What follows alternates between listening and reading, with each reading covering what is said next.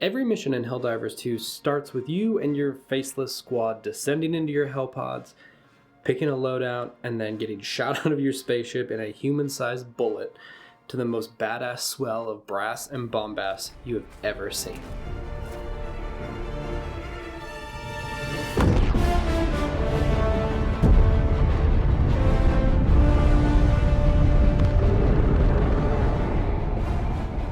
Helldivers 2 is the perfect head-empty multiplayer game, with modes ranging from 12 to 40 minutes in length.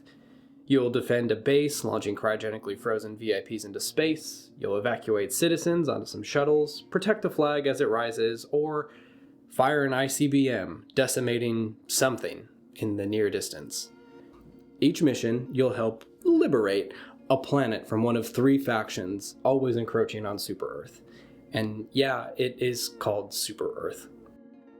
There's the bugs, goopy, gross Starship Troopers bugs, the automatons, a faction of red-eyed robots, possibly descended from communist exiles of Super Earth, and most recently, the Illuminate, extragalactic aliens that turn citizens of Super Earth into zombies.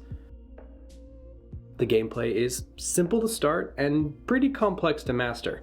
You'll crash onto a planet and have to complete your main objective while gathering resources, destroying secondary objectives, and then staying alive until the shuttle comes to pick you up.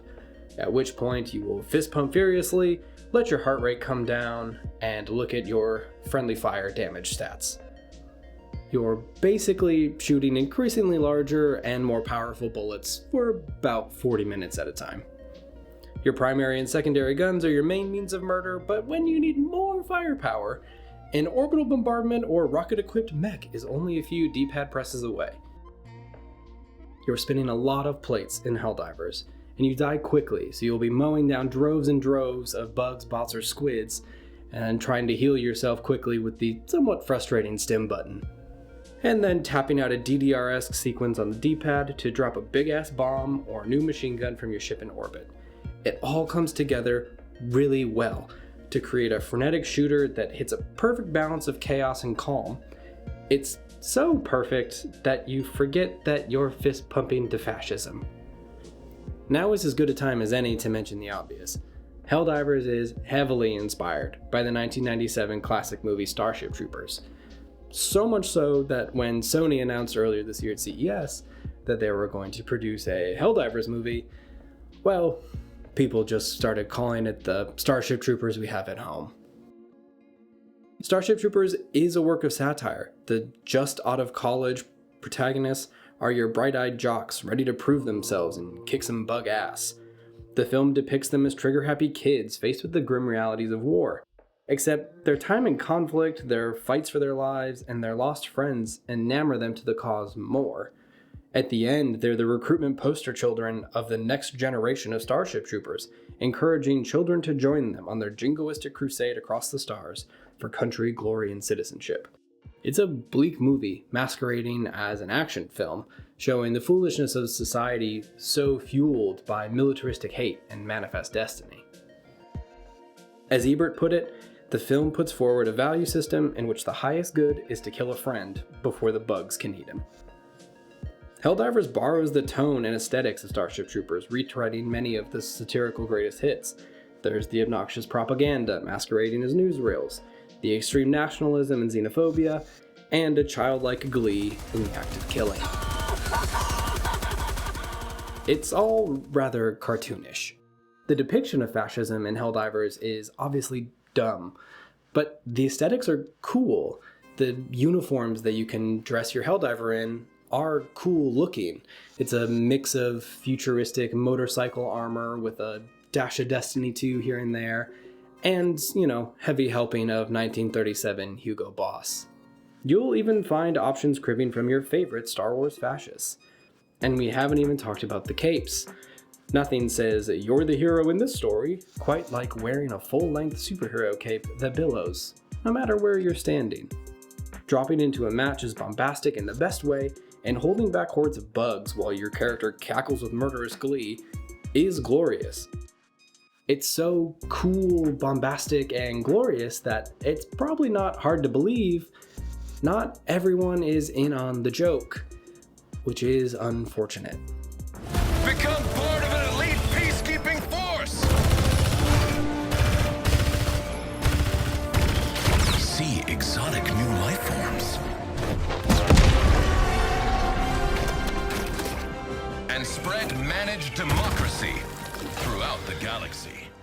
The game is not subtle.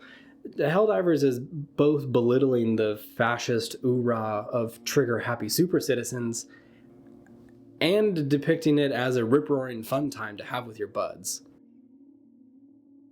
It's not all that dissimilar to the US Navy advertising world travel as a perk of signing up. I figured I'd never get out of my hometown. The contrast is unsettling. And it's hard to play Helldivers and not be reminded of real-world fascism.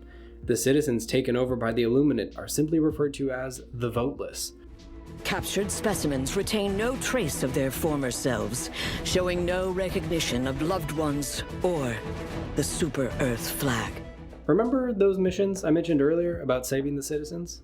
Accidentally gun one down, and you'll lose a few requisition slips, the game's currency for upgrading your ship. But don't worry, you'll often be rewarded with thousands for a successful extraction.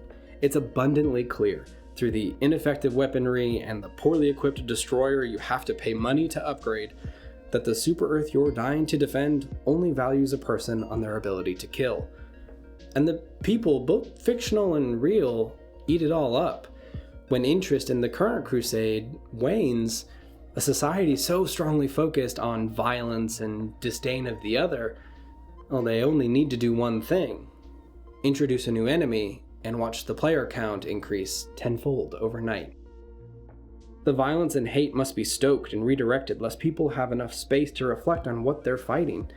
Not too dissimilar to the real world. When cancel culture doesn't pull in the likes and generate the rage, it's time to move on to DE&I. Yes, Helldivers is fun, and yes, it is a game that I play with my friends every week still. But it's also an uncomfortable reminder right now that we are surrounded digitally by cape-wearing fascists who are a little too preoccupied having fun with their tiki torches than asking one incredibly basic question of themselves. Are we the baddies? So go out there, drink your liberty, but just remember, when you're all done and you come back to this not-so-super Earth, let's try to fist pump for the right reasons. And, yeah, we've got some work to do. Alright, thanks for watching, and we'll see you next time. Up next, is ordering calamari patriotic or evidence of Illuminate mind control? Stay tuned.